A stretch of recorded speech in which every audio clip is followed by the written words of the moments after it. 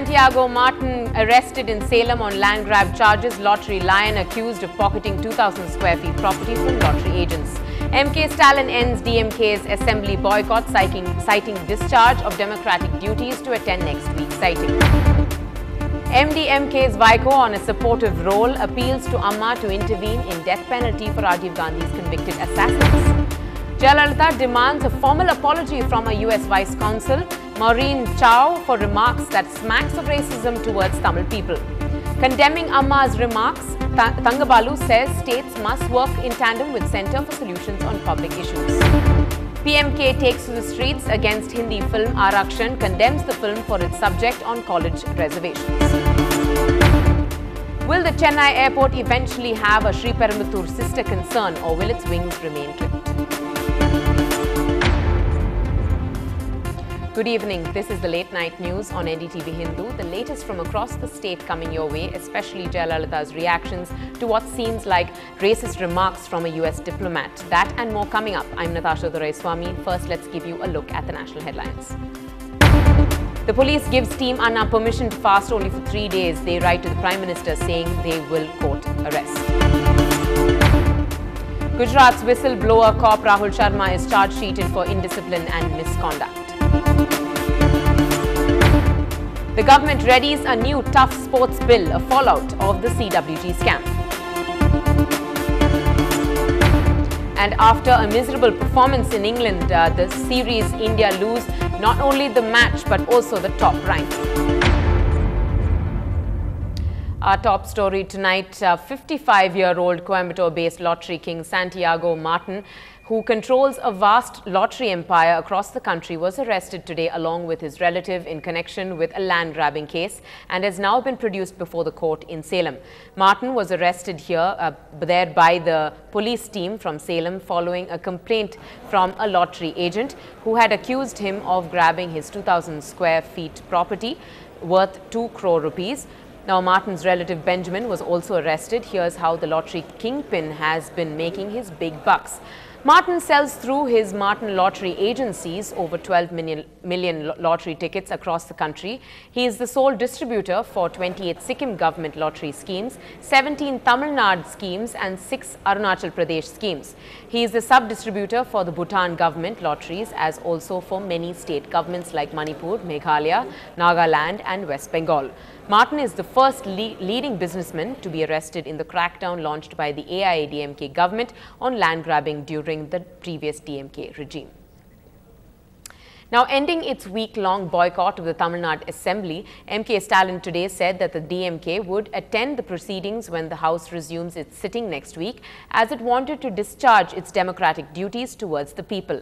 Now, the party's treasurer and DMK legislature party leader MK Stalin informed the Speaker D. Jayakumar that his party MLAs would attend the budget session pertaining to grants for various departments. DMK, which has 23 members in the 234-strong assembly, had boycotted the budget presentation on August 4th and subsequent discussion on it, demanding that the Speaker make seating arrangements accommodating all its MLAs in a single block. Now, following a mother's cry for help in the Rajiv Gandhi assassination case, MDMK leader Vaiko today requested the Tamil Nadu Chief Minister Jayalalitha to take efforts for cancelling the death sentence awarded to the 3 convicts. President Pratibha Patil had rejected the clemency petitions of Murugan, Santan and Per Arivalan recently. They were the 3 of the 4 persons awarded death penalty when the sentence of another convict, Nalini, being commuted to life.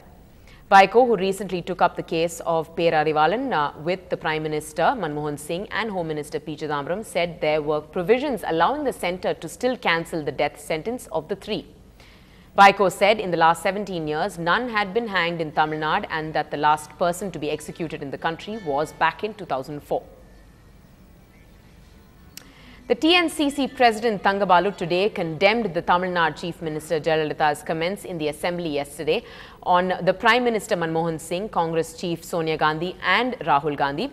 Amma had commented that the biggest obstacle in implementing welfare schemes was the lack of funds and accused the centre not allowing Tamil Nadu to prosper by not allocating sufficient funds. Thangabalu stated that it was important that states work well with the centre to be able to fulfill the people's wishes and concentrate on public issues. The state ministers are also expected to meet the concerned central ministers to discuss development issues. Thangabalu also said that Per Arivalan's death sentence should be upheld. The centre and state has to coordinate, and this coordination only will help. No confrontation attitude will help the state. We are interested in the state welfare, state programs. The Congress party in Tamil Nadu always is with the state government and support the initiatives made by the government of Tamil Nadu, because we are interested in the welfare of the people of Tamil Nadu, and that is our endeavour. Now, about 100 PMK activists were rounded up by police in the city today, demanding that screening of the controversial Prakash Jha produced Arakshan be banned in Tamil Nadu. The PMK workers, who gathered in front of a prominent movie theatre where the film is being screened, alleged that the movie was against the ethos of social justice and demeans the reservation bill passed in Parliament. The movie starring Amitabh Bachchan, Deepika Padukone and Saif Ali Khan has already been banned in Andhra Pradesh, Punjab and Uttar Pradesh. Jha had already moved the apex court, which will hear the matter on Tuesday. இந்த ஆரக்ஷன் என்ற திரைப்படம் வந்து இடஒதுக்கீட்டு கொள்கையை கொச்சப்படுத்துகின்ற வகையில் அமைந்திருக்கின்ற காரணத்தினால் எங்களுடைய நிறுவன தலைவர் தமிழின போராளி மருத்துவர் ஐயா அவர்கள் இந்த திரைப்படத்தை தமிழ்நாட்டில் திரையிட வேண்டாம் என்று நேற்றைக்கு முன்தினம் ஒரு கோரிக்கை வைத்தார்கள். ஆனால் அந்த கோரிக்கையை ஏற்று தடை செய்ய அந்த திரைப்படம் திரையிடப்படாது என்று நாங்கள் எதிர்பார்த்தோம். ஆனால் நேற்றைய தினம் அந்த படம் தமிழ்நாட்டில் திரையிடப்பட்டிருக்கிறது. ஆகவே அதை கண்டித்து அந்த திரைப்படத்தை உடனடியாக தமிழ்நாடு அரசாங்கம் தடை செய்ய வேண்டும் என்று கோரி இந்த ஆர்ப்பாட்டத்தை நடத்துகின்றோம்.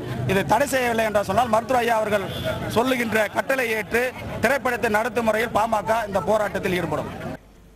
Now, the Chennai police are rather high-spirited now, as the suburban police last night seized 678 bottles of illicit liquor brought in from Puducherry.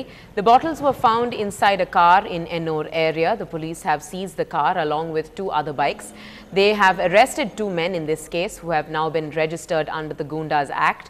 Police say smugglers try bringing in liquor from Puducherry and try selling them to Tasmac bars in Chennai. We have seized about 678 bottles and 1 car and 2 bikes.